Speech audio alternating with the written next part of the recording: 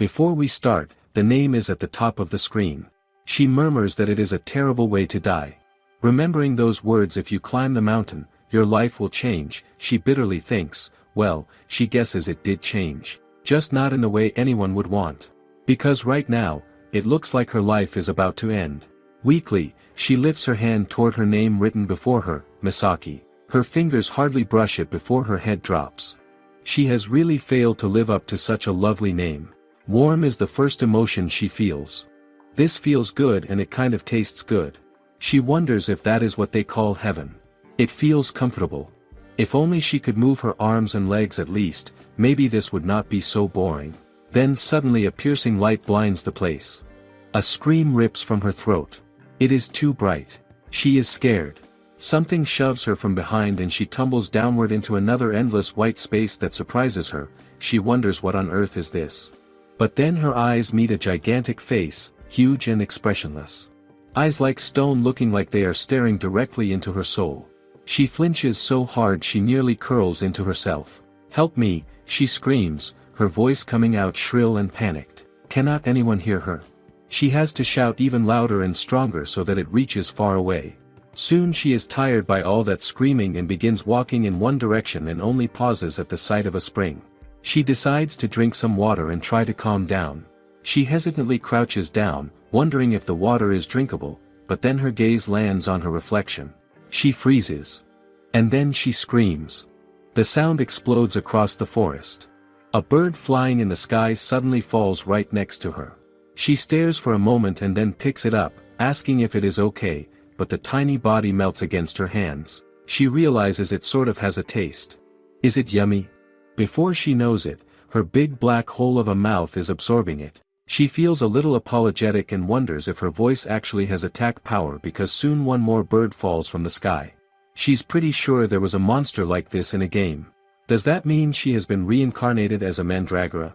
The irony is, on the verge of death, she wished to become a flower, to think she would be reincarnated as a mandragora. A twinkling sound has been going on for a while. If they defeat them, the sound plays, something like that was in the game. In that case, by the time she arrived here, she took as many lives as the number of times she heard that sound. She wonders what she should do from now on. She doesn't want to be a mandragora, not when she was Misaki. Things were not that bad, right? But then she thinks about her old life properly. Maybe it was that bad. Silence settles around her. Then slowly, she looks down at herself again. If she looks closely, maybe even this form of a kind of cute.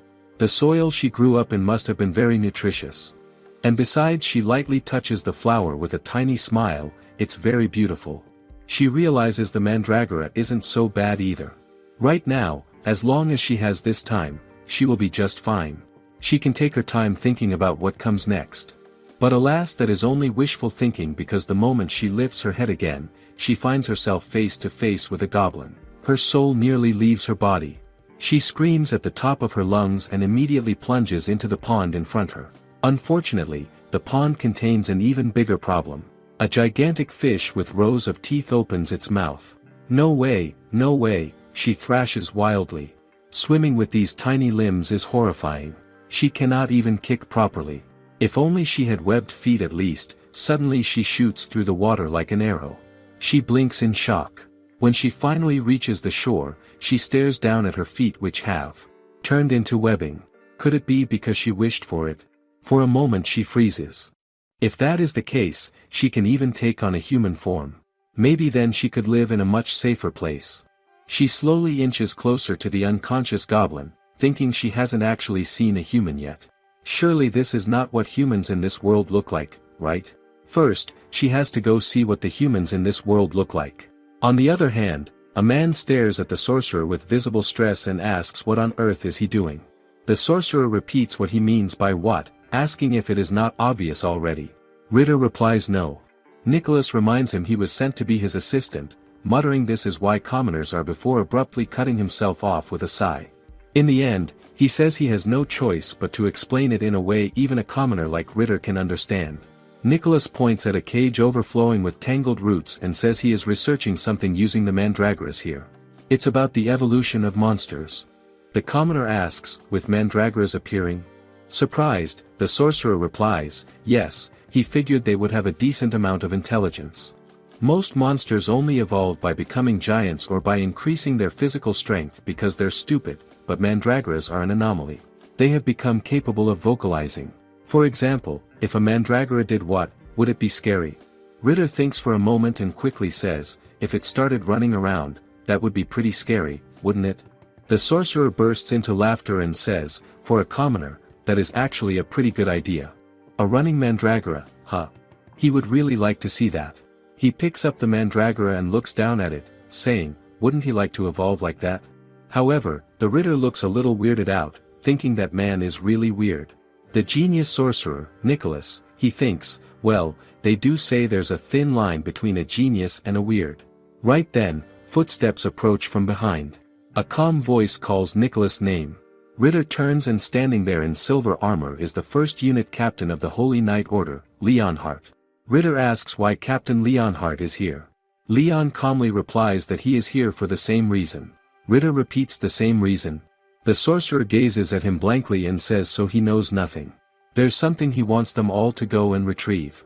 Later in the forest, he grumbles that Nicholas is far too much of a servant driver and mutters that if the sorcerer likes mandragoras that much, he should just harvest mandragoras he planted himself. Leon tells him to calm down. This is for the sake of the country and its people. Ritter mutters this ideal night, geez. The mandragora, our female lead, apparently is hiding behind the bushes, looking like she found a lottery. Finally she has seen a human. With this, she can become human.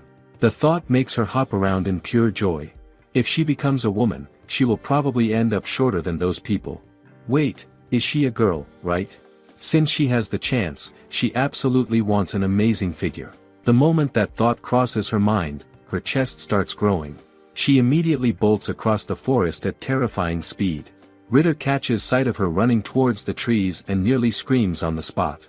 In complete shock, he points toward the forest and insists that a really beautiful mandragora just ran past them. Leon flatly asks, is he seeing things?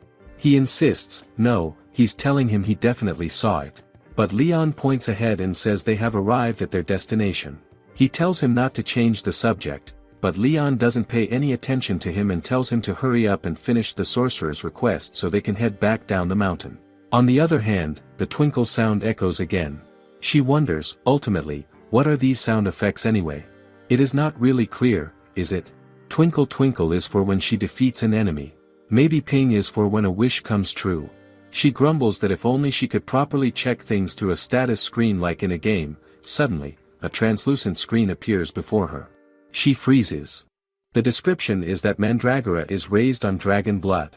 And this mandragora is saturated with magic power. It is a top-tier mandragora. While it can be used as an ingredient for medicine, its movements are swift, and those who hear its voice face death by curse. It can attack with its voice even from distances where it cannot be seen. If it continues to grow like this, it will become a creature of calamity.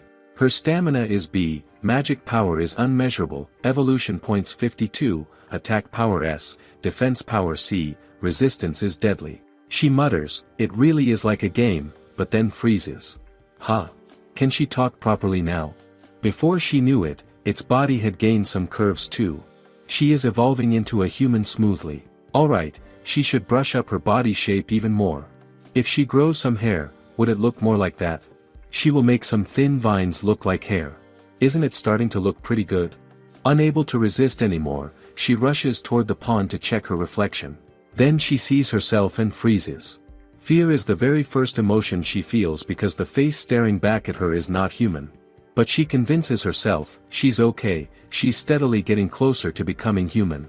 First, she has to do something about this clay figure face. What should she do about the eyeballs? She wonders if she can do something about it with her skill. Her status screen pops up again and shows her evolution points being decreased. They are consumed when she is granted a wish. Though that makes sense, but from now on she has to think more carefully about this. For now though, she decides to rest. She buries herself halfway into the soil with a relieved sigh, thinking as she thought being inside the soil is calming. Then suddenly something leaps directly onto her.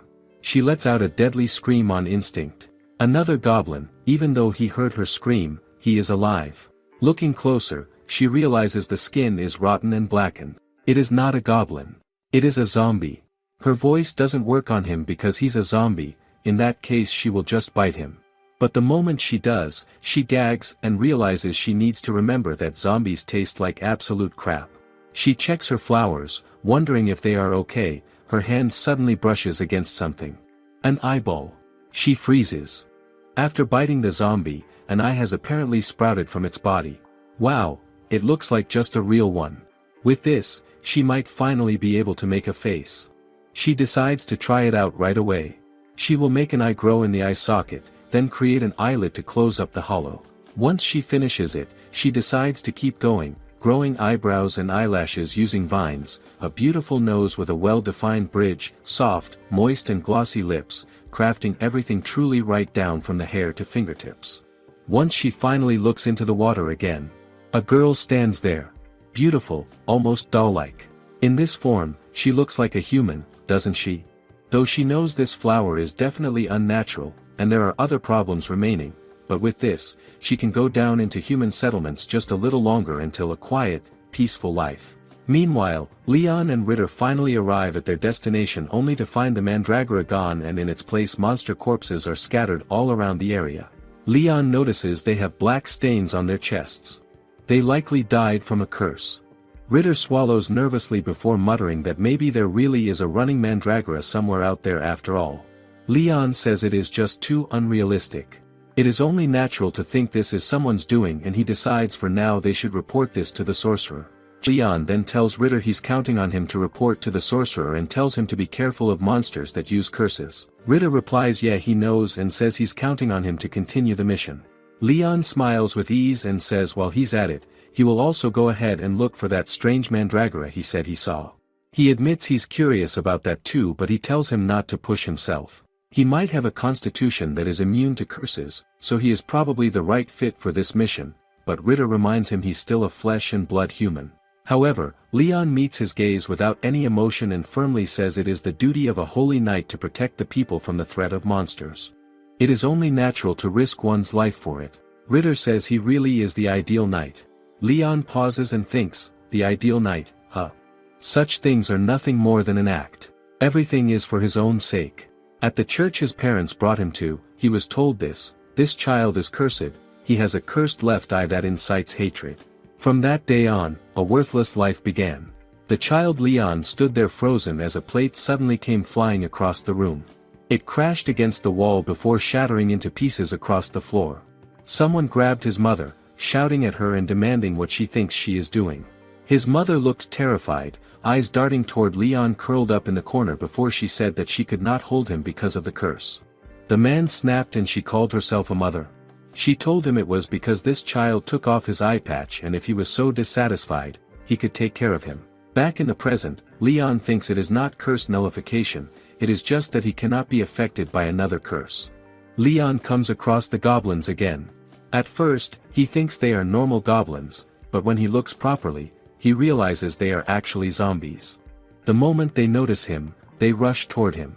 Leon draws his sword and starts fighting them one after another. Even after cutting some down, more keep appearing. There are too many. While fighting, Leon thinks about why he joined the Holy Knight Order in the first place. It was because it was one of the few places where a person could still serve regardless of where they came from. Another zombie lunges at him and he cuts it down. But there are still too many of them. At this rate, maybe he should retreat. Still, he cannot abandon the mission either. As he fights, another thought crosses his mind. Because he wanted to be loved. He thought that if he hid his eyes and conducted himself properly, as a knight he would be loved by everyone. Thinking about it now, he thinks how foolish it was of him. No matter how much this false self of his might be loved, it is just futile. On the other hand, she looks at her description, a threat to humanity, a monster of calamity. She mutters this description makes her sound like a demon king. She thinks she has quite become a beauty, though. Plus, she has learned new skills as well. For example, this diversification, a skill of plant-type monsters that allows them to freely generate and grow plants that they have absorbed. She made these clothings from fibers and flowers created with this skill, a mandragora flower camouflaged by decorating it with other flowers. She thinks she was able to make cute clothes even under such strict constraints, a type of outfit that covers all the way to the fingertips to prevent absorption upon contact. She didn't go so far as to cover the face, but since she wearied it so well, she feels like it is a bit of a waste.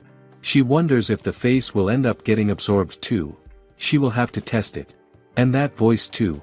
She set it up so that the lid covers the vocal cords whenever she's about to scream unless she intends to. She has even made it so it maintains a smiling expression. But she wonders what kind of voice it has other than screaming. Thankfully, she finds the perfect test subject. A small rabbit trembling in front of her. She gently asks it what it is doing in a place like this. The rabbit immediately collapses. She freezes in shock, even her voice is no good. She's glad she found out before meeting any humans. Suddenly, she hears someone yell to leave him alone. She stiffens immediately. That voice came from nearby. When she heads toward it, she finds a man unconscious in front of a huge rock with his sword near him. She pauses. Someone has collapsed. She feels like she has seen his outfit somewhere before. He's one of the humans she met before. Was he attacked by a monster, or was it because of her voice just now? Panicking a little, she quickly remembers there should be a black mark on his chest. She hurriedly unbuttons part of his shirt to check. There is nothing there. She sighs in relief, thank goodness. It looks like she was wrong. But then she realizes this is no good. The person is probably injured. If she leaves him here, he will die. But there is no guarantee that if he finds out who she really is, he wouldn't try to slay her. She will just stay out of it. She slowly turns around, ready to leave, then he weakly mutters that it was a worthless life anyway. The words immediately remind her of herself before she died in her previous life. What a terrible way to die. Just like that, she turns back. She wants to save him. First, she needs to close the wound. She wonders if she can make medicine from the herbs he has gathered. Compounding medical herbs within the body for recovery medicine, it is the highest quality treatment unrivaled by anything else. She has folded in her mouth. How should she make him drink it if she just lets it drip from her mouth like this? It would be gross, wouldn't it? She decides she will let it flow from her eyes instead so that even if someone sees it, it will only look like tears, and as the drops carefully fall from her eyes into his mouth, Leon slowly opens his eyes, his mismatched eyes staring straight into hers. The first thought that hits her is, oh nice, how charming. And if she looks closely, this person seems handsome. She wishes she could make herself at his level of quality, though. His wound looks like it has closed. He is okay now. She just now has to apply the monster repellent. After she is done, she turns to leave, though they will likely not cross paths again. She hopes he doesn't end up like her. She hopes he will make it back home safely. Meanwhile, Leon feels a human presence, but he tells himself, no, it must be a monster. Has he come to deliver the finishing blow? Then he smells flowers. When he opens his eyes, he sees an incredibly beautiful woman standing there. For a moment, he thinks that if gods really existed, they might look something like this. But then he notices something strange. She looks completely unaffected by his cursed eye. Well, it doesn't really matter. An end like this wouldn't be so bad, he supposes. But when he blinks open his eyes fully, his wounds are closed. That should have been a fatal injury, and yet why? He remembers that woman from earlier. He wonders if it was a dream. No, that's not right. He can smell the scent of a monster repellent. He was definitely saved by someone, even though he is sure she saw the eyes of the curse. She cried for his sake. Was she some kind of goddess, he wonders. But he stops himself. There is no point thinking about that right now. First, he needs to return and make his report. Still, before leaving, he glances around one more time. That was definitely not an illusion. Quietly, he hopes they meet again someday. On the other hand, she stands there, staring at the dark sky, thinking it has gotten completely dark. She's glad she managed to find something like a path, but it's refreshing that there is enough of the street light. Since she's a monster, she's fine in the dark and doesn't feel any fear. But anyone who ran into her in a place like this would probably be scared out of their wits. It would probably look more natural if at least she carried a light while walking. Her body has a plant called a lamp grass. It is a plant that is inconspicuous during the day, but glows at night. She has to pull these out of her body before she meets anyone. She starts pulling the glowing plants out of her body. Her eyes quickly water. It cannot be helped since they are a part of her body, but it hurts. She wishes she could do something about it. Suddenly, the screen shows up. It says acquired pain, nullification remaining evolution points 21. To her shock, it used 10 points. The trouble is it just goes and evolves on its own whenever she makes a wish. Then suddenly, she notices a dog laying on the ground a few steps ahead of her. Chapter 3. She looks at the puppy, noticing how worn out it is. If it is this weak, it must also be lacking proper nutrition. She tilts her head, wondering what she should do. The next moment, she picks it up without hesitation, declaring that she will make it her pet. If she walks around with a cute puppy, the humans should let their guard down. But as she looks at its face more closely, a thought crosses her mind. If she puts her mouth near it, she might end up sucking it. More importantly, mouth to mouth with a wild dog is just bad. She feels her remaining humanity slowly slipping away. Still, she feeds it a tubular ivy. Now all that is left is to warm it up. Ignition grass releases fire when its fruit bursts, so it should provide enough heat. She is sure that after letting it sleep for the night, it will wake up fine. Now she wonders how she should go about taming it. At some point, she herself falls asleep. When she wakes up, she stares in disbelief. The dog from before is no longer a dog. Instead, a demi-human lies there, with dog ears and a long tail. Suddenly, he wakes up too, his eyes widening in confusion as he looks at himself. He says he has healed. She gives him a polite smile, thinking that he has woken up at last. She is genuinely glad she prepared a countermeasure for her screaming ability, otherwise, this poor boy would have been the first victim. He asks if she is the one who saved him, and then thanks her repeatedly. She wonders if this child belongs to a race that transforms from dog to human. It would be faster to ask directly, but if she speaks, she might end up killing him. When she simply blinks at him, he follows her gaze and looks down at his body and suddenly jumps up, apologizing in panic. It seems that when he transformed into a wolf, his clothes were destroyed. She realizes it is a wolf, not a dog. So it is something like a werewolf. He quickly covers his body with his hands, pleading with her not to look at him. She realizes it must be embarrassing to be naked. She then produces a cloth, thinking she will make him some clothes, and hands it to him. He takes it in surprise, clearly unable to hide his shock. He asks her how she did that. She freezes on the spot. No. I just openly knitted clothes in front of him.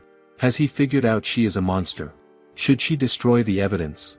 But then he suddenly looks at her and says, as he thought, this is magic, isn't it? She pauses. So magic actually exists in this world. He studies the cloth and explains that if the material is plant vines, then she must have manipulated the plants using magic. Then that means she is part of the Mizuko, right? He continues explaining that if male Mizuko are called Mahutsukai and female ones are called Maju, then Mizuko refers to the demon race, Mahutsukai to sorcerers, and Maju to witches. He immediately says he knew it. She thinks for a moment. That's right. She will be a witch. He smiles brightly and says he is very happy to meet her. He has always wanted to meet someone from the demon race. She nods back without thinking. She then gives a loafa. He asks if it is for washing his body. She cannot believe she is acting this boldly without being suspected at all. A witch identity really is convenient. After he puts on the clothes and sits near the fire she has lit, he introduces himself as Noel from the Beastkin tribe and asks her name. She freezes. A name? Oh no. She has not thought of one. He immediately panics and apologizes, saying he forgot that members of the demon race only reveal their names to those they trust. She tilts her head in thought, is that so? He then explains that since this is their first meeting, he does not know anything beyond what he has heard. He has never met a real member of the demon race before. She thinks she does not know much about it either. He continues, saying the demon race lives much longer than humans and possesses both powerful magic and great wisdom. He was taught that serving the demon race is an honor for beastkin. His father told him that. Suddenly, his expression crumples, and he starts crying. He admits that monsters attacked his village. He ran away alone, leaving everyone behind. She understands, so that is what happened to this child. She knows that feeling. She was also scared when monsters attacked her every day in her past life. She thinks she should comfort him and gently places her hand on his head. He looks up at her with hopeful eyes and asks if she is really going to help him. She realizes he is starting to rely on her. Still, taking care of this child has already tired her out quite a bit, and maybe this is a good time for a meal too. He wipes his tears and says he should not keep crying forever. He then says he will lead the way to the village. She wonders if he feels a little better now. She decides she will do her best too. He tells her that if they go straight from here, the village should be nearby. But when they arrive, he suddenly stops. He feels the blood of so many people. The people of the village have already been killed by the monster. The realization hits him hard and he feels guilty, thinking he almost led her into danger. He looks at her with panic and tells her she needs to run away. She smiles gently, thinking he is trying to scare her again, but it is fine. There is no need to worry about dying, because she is strong. She points toward the ground. He instantly gets it and asks if she means he should wait there. She thinks exactly, she appreciates him being so quick to understand. Then she enters the village alone. There is not a single person on site, the place is eerily quiet. Something huge went on a rampage. Looks like they fought against it, maybe. If there is any possibility, they would be inside the building.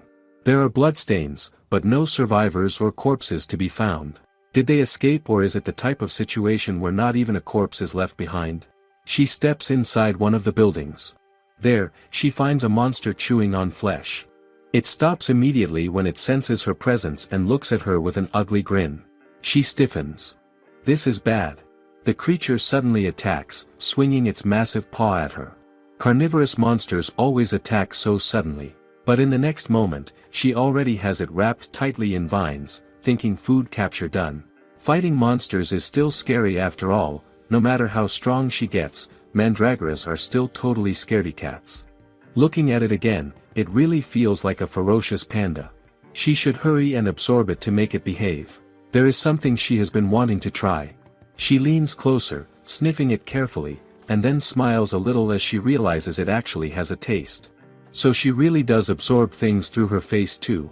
That means she cannot even casually hug anything anymore. Maybe she should wear a veil or something. Just then, the boy comes. Running in, calling out to her. She flinches slightly. Did he chase her? He looks at the unconscious monster and asks if she really did this by herself. She thinks quickly he did not see what happened earlier, right? However, he looks amazed and says she is incredible. She relaxes a little, it seems he did not see anything. He then asks if someone else was here. But when she does not respond, he nods slowly and says he sees. She thinks, well, everyone might have just run away. He realizes what she's trying to tell him and immediately agrees that is true. There are not any corpses after all. She's glad he's such a quick-witted good boy. He smiles and says they must have fled to the village nearby. He will try going there. He then asks her if it is okay, would she come with him?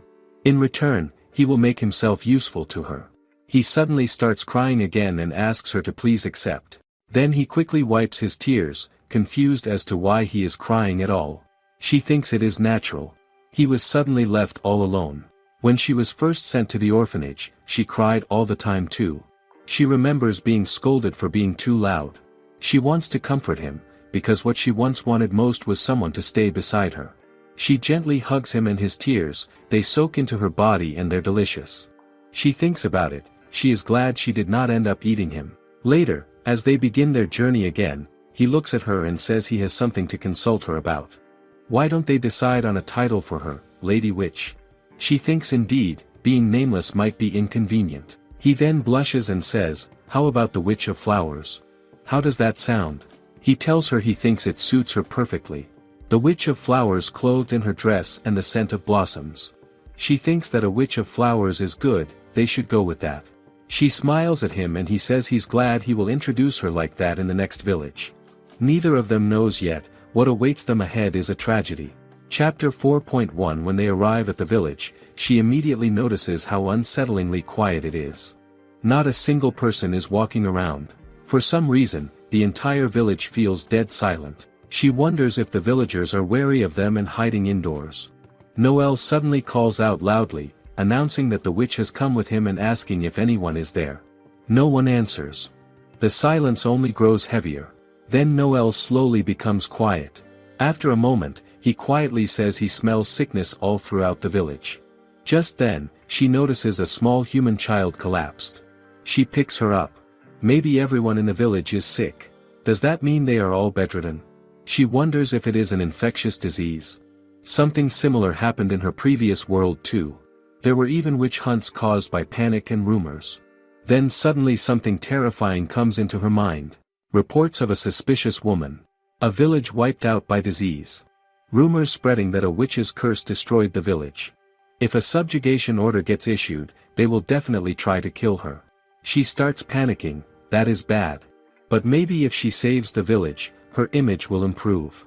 The child in her arms suddenly opens her eyes and weakly murmurs, "Goddess." She looks down at the child and thinks at least the child seems fine after drinking the potion. The problem is now other people. It would be impossible to go around making every villager drink medicine one by one like this. It's also unsightly to extract medicine from the holes in her face. She needs a better method. Then she suddenly realizes something. Maybe she can modify her hair so it dispenses medicine like tubes. The child stares at her and asks who this goddess is. Noelle corrects her, saying she is a witch. Meanwhile, she begins preparing more medicine, wanting everyone in the village to drink it. While Noelle watches her work, he comments that the plant she is using looks like fire grass, though prettier. Ellie thinks it looks more like a jewel. Noelle insists it is a plant. While wondering why the child collapsed outside in the first place, Ellie suddenly notices a fallen bucket nearby and then it hits her. Suddenly, she grabs the witch's hand and desperately begs her to help her mother too. The child quickly leads her toward one of the houses, saying her mother is inside. She excitedly calls out to her mother, saying she brought someone amazing and that the witch will help her now. The witch approaches her and feeds the woman the medicine. Moments later, the mother wakes up. Her daughter cries out tears of relief. Noelle watches in amazement before saying that if everyone drinks this medicine, then the entire village can be saved too, right? She thinks Noelle really understands things quickly. As Noelle quietly watches the reunion between mother and daughter, she realizes he is probably thinking about his own family. Then he looks back at her and says that, as expected, the witch is kind. With a pleading expression, he asks her to help everyone. She thinks that if they continue going around distributing medicine, maybe they will find Noelle's family too. At least, she hopes so. Suddenly, Ellie runs outside and proudly announces that she will help the witch too. The witch thinks this child is way too young to be helping with something like this. Nevertheless, she will take the children's help.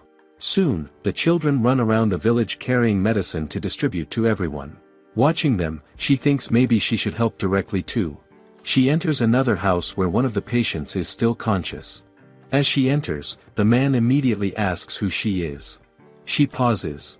This patient still has enough energy to stay alert. More than that, the killing intent in the room is intense. Just then, Ellie arrives together with Noelle, who says that he came because the house key would not open. The man seems to know Ellie and asks her what she is doing here. She should have been sick too. How is she even moving around? Ellie quickly runs toward him, calling him Uncle Doani. She tells him that if he drinks this medicine, he will recover, and before he can protest, she forces the potion into his mouth. A moment later, strength returns to his body. He stares at himself in shock, calling it a miracle. Ellie smiles brightly and says they should hurry and save everyone else too. Doani glances toward the witch. For a moment, he becomes quiet before finally agreeing that helping the others would be best. As the witch leaves together with the children, she thinks it seems he accepted things for now. But after she leaves, Doani's eyes narrow suspiciously. Soon enough, medicine is distributed throughout the entire village. Later, the man approaches her properly and introduces himself as Doani, the village mayor. He politely asks if he may borrow a bit of her time. She becomes nervous thinking so he was the mayor. Doani suggests they move somewhere quieter so they can talk calmly. Instantly, Noelle raises his hand and declares that he will accompany them. As they walk, Noelle casually tells Doani that his body seems well trained. Doani admits that until a few years ago, he served as a holy knight. That catches her attention, a holy knight. The knight she met in the mountains earlier seemed to be a knight too. Could they know each other? Soon, Doani leads them to his home and apologizes for the mess inside before suggesting they talk in the garden behind the house instead. Once they arrive there, he bows deeply and thanks her sincerely for saving the village. She quickly thinks that he really does not need to bow his head like that.